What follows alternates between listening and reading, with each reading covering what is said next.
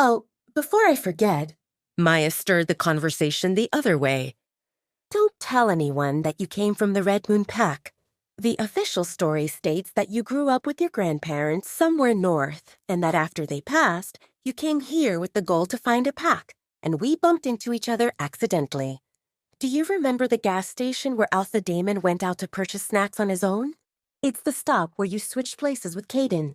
Talia nodded. That's where we met. Feel free to fill in any gaps about your background. Maya spoke and observed Talia, who listened intently with a hint of confusion on her face. Do you know why this seems important? Talia shook her head, indicating that she didn't.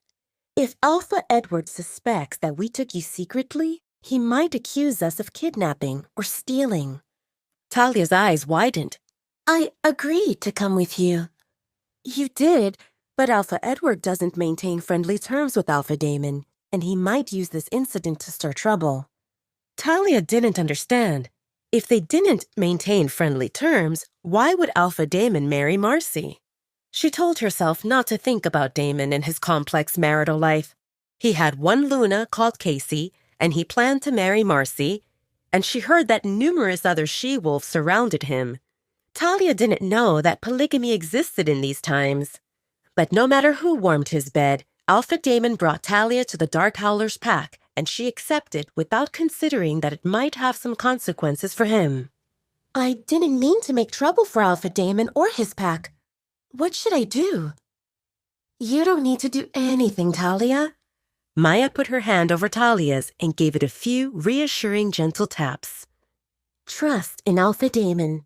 He knew what he did when he invited you to come. A possibility exists that nothing bad will happen. But just to stay on the safe side, if anyone asks about your background, don't mention the Red Moon Pack, okay?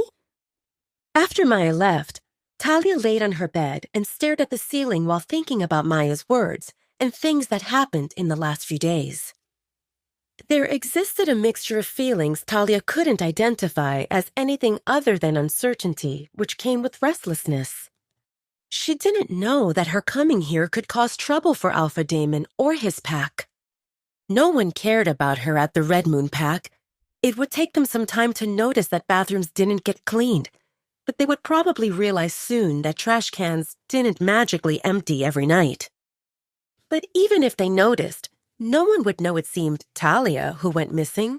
They would think that some of the other Omegas slacked because Talia stayed practically invisible. Maybe Anna would miss a person to bully, but that seemed it.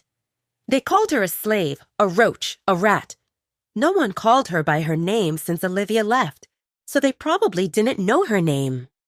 And now that her hair looked neat and she wore decent clothes, even she would have difficulty recognizing herself. Princess Marcy knew that Talia stayed in the attic, but she returned to the pack recently, and she might think that Talia didn't stay there because she hid in the common rooms with Omegas. Someone of Marcy's status wouldn't lower herself to search for one lowly Omega. At least that's what Talia hoped for. But a chance existed that Omegas wouldn't pick up Talia's duties, and Luna Layla and Alpha Edward might find out that the woman from the attic went missing. If that happened, what would Alpha Edward do? Would he really cause issues for Alpha Damon?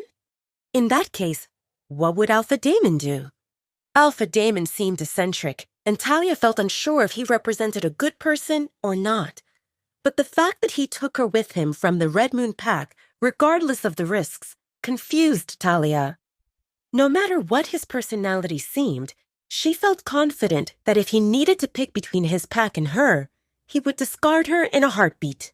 Why would he risk anything for her? She represented nobody. He represented an alpha, and he had the right to act and behave any way he wanted.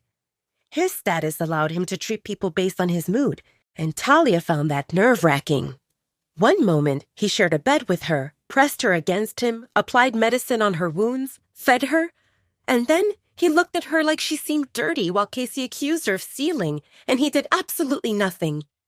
Actually, by staying silent, he supported the bully. That confirmed her theory that Alpha Damon extended his hand to help her, but if he needed to pick between her and someone more important, she would get left behind. Maybe Alpha Damon had an identical twin.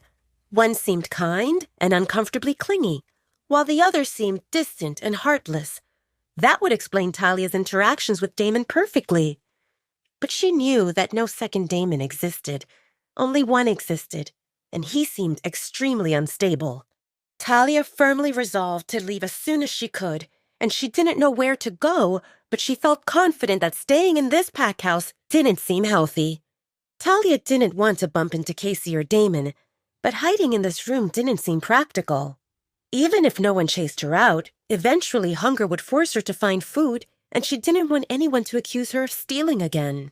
More than beatings and name-calling, Talia felt hurt by injustice. She didn't steal. She only did what they told her seemed okay. And Stephanie said that no areas of the pack house stayed off limits, and that Talia could come to the kitchen and eat any time. Talia's eyes burned, but she refused to cry. Talia didn't represent a crybaby. Her current situation didn't look good, but Talia knew that she would come up with something as long as she calmed down and thought rationally. She would take advantage of staying here until she healed, and by then she would have a plan ready. Her current tasks: eat and sleep. She ate before showering, so now it seemed time to rest, and everything else would come later. Talia hugged a pillow and drifted off to sleep.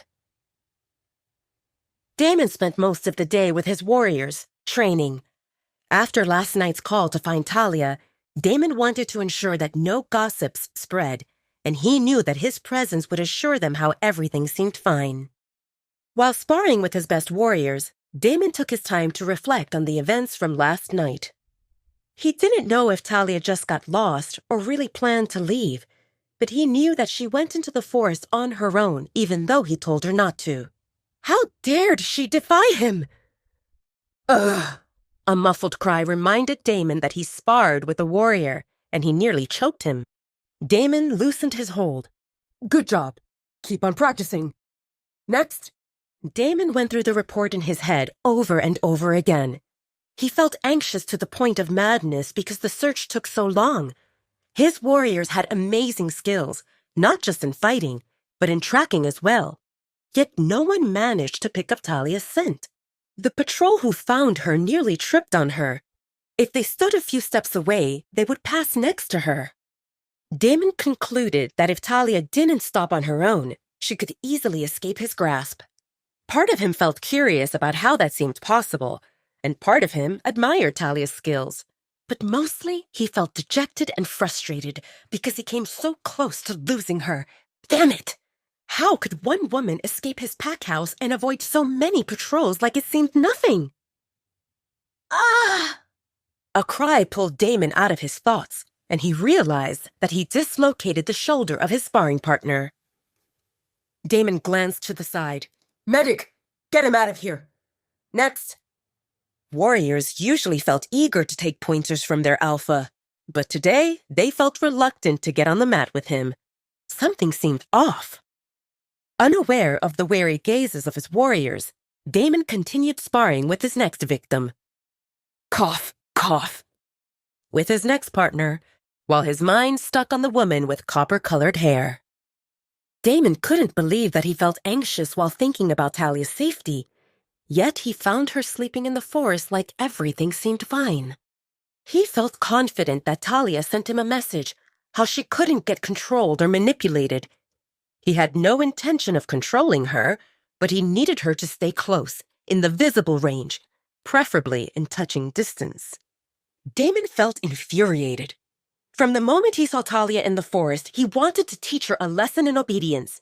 No one defied him and got away with it. No one. But he couldn't bring himself wake her up. She slept so peacefully in his arms, and she even rubbed her cheek on his chest. The sparks made him dizzy, and he exhaled helplessly. And then he placed her on the bed and covered her up, and he sat next to Talia while holding her hand until late morning.